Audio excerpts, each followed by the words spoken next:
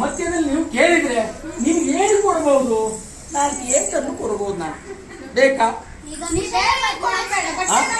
ಸರಿ, ಇವು ಏನೋ ನಿಮ್ದು ಭಯಂಕರ ಉಂಟಲ್ಲ. ವಿಷಯ ಬದಲಾಯಿಸಬಾರ್ದು, ಅದೇ ವಿಷಯದಲ್ಲಿರ್ಬೇಕು. ಮತ್ತು ವಿಷಯ ಬದಲಾಯಿಸಿದ್ದೆ ನೀನು ನಾನು ಕೊಡುವುದಿಲ್ಲ ಅನ್ನುವಂಥ ವಿಷಯವನ್ನು ಹೇಳುವಾಗ ಬದಲಾಯಿಸಿ ಕೊಡುವಂತ ಹೇಳಿದ್ ನೀನೇ ಅಲ್ವಾ? ನಿಮ್ಗೆ ಗಂಟು ಬೇಕಾದ್ರೂ ಕೊಡ್ಲಿಕ್ಕಿತ್ತು. ನಿಮ್ಮ ಅಪ್ಪನ ಮನೆ ಗಂಟು ಅಂತ ಮಾಡಿದ್ದೀರಾ? ಅದೆಲ್ಲ ಕೊಡ್ಲಿಕ್ಕಾಗುವುದಿಲ್ಲ. ಕೊಡುವ ಗಂಟು ಅಲ್ವಾ? ಕೊಡುವುದಿಲ್ಲ. ಏನಿಲ್ಲ